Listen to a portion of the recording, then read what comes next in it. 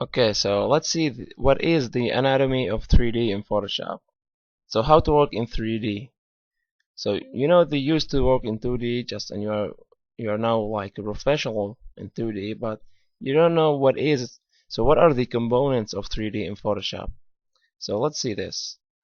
Now the first thing you can see this layer has a 3D thumbnail, so this will indicate that this is a 3D layer.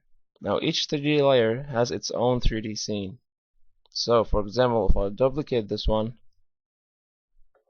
it looks like I have two objects. Now I'm going to move this. Now they're not interacting with each other. Each one of them has its own 3D scene. So if I'll rotate around, I'm rotating around this one. I'll select the other one.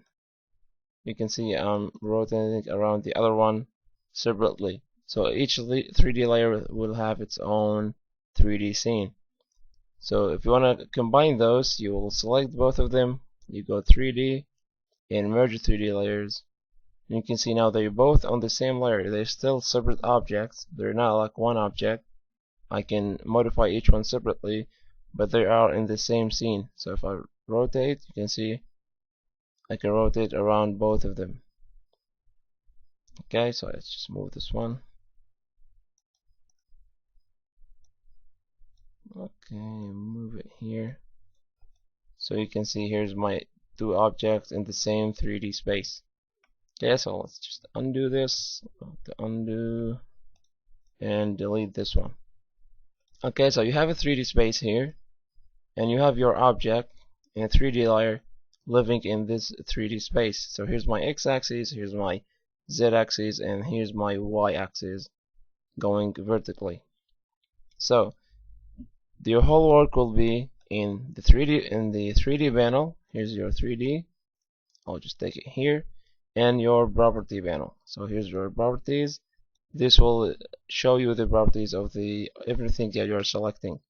So let's see the 3D panel what it actually has. So the components of 3D here, we have the environment. This will set the environment lighting. So if you have image-based lighting, you can control the ground plane from here. So this is basically your background. If you want to add a background from here, not just the underlying 2D layer, you can add a background from here, or you can change the lighting. So then you have the scene node. This is going to control your scene options. So these are the settings for your scene, which will go in detail in a later video.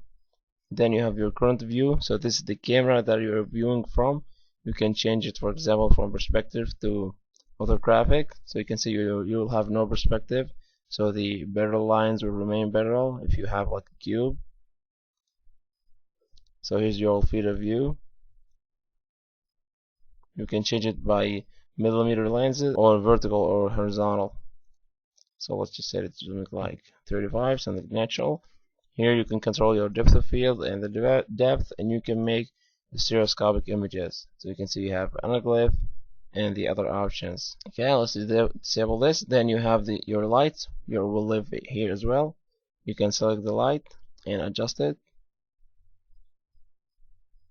So basically you have your meshes and you have your light will light your mesh, and each mesh here has its own node. So you can see it's like layers.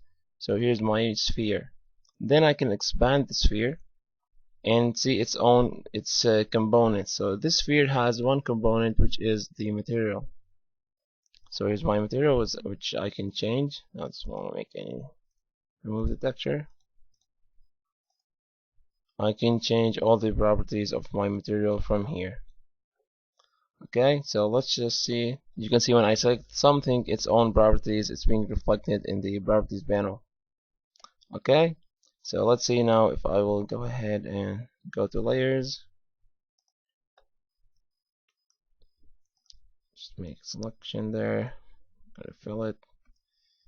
And now you don't have to worry about what I'm doing here. Just I want to show you the different attributes. Okay, I don't have selection. I want to say layer. Okay, so here's my 3D object. It has its own scene, as you can see. It's not interacting with the other one. So if I will select this one and rotate, I will be rotating around my sphere, but my cube will stay the same. So I'm going to hide this, the other one. Here's my cube. Now you can see here's my property of the other one.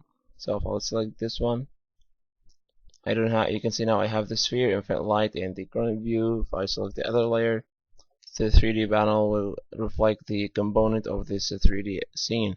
So let's see what we have here. The layer 2. This is the cube that I have. So it's named layer 2 when I created it.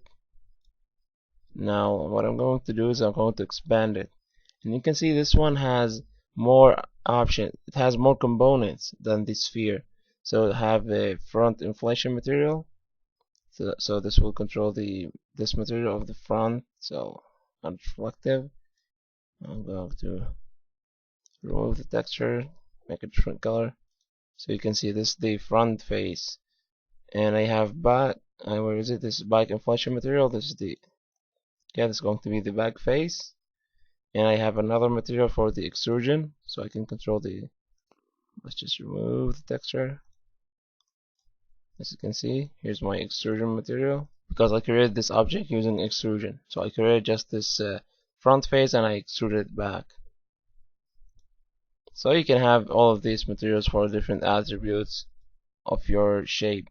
So this is basically the anatomy of 3D in Photoshop. So what you do is you make selections or path or just layers, and you create 3D from these layers, so which we'll talk about more in depth in later video. So you create your 3D objects, you set up the lighting, the shadows and everything, you set up the material properly, and your view, which is going to be the first thing you do. Then you set up the light and the materials, and the last thing you do when you finish is you want to render your scene. So you can do that by going to 3D. You have your render button here. Here's your render button. So if you hover over it, you can see it says render. Let's see the other one. It says render, so you can render either from the 3D panel or the property panel. Well, let's render it and see what this will do for us. Let's just disable this one. Okay, go. Take it away. So let's render and see. And here's my rendering, because you need to render sometimes to see some certain properties. For example, the reflections. You can see shadows without rendering, but the reflections are not available to you until you render. So if you want to see how your reflections look, you need to render. And you have a shortcut for rendering. So if you don't have your 3D panel, or you just don't want to keep going here and click, so the shortcut is Alt Control Shift then R. So here's it. It's a little bit long, but it's easier than going to panel and click the icon. So Alt Control Shift R or Option Command Shift R on Mac. So here's your rendering. So you can, if you click Escape, this will stop your rendering. So this is basically the anatomy of 3D in Photoshop, and as you can see here, I have my 3D space. This is the, if I will go ahead and reset 3D, so this is the default 3D space that comes with Photoshop.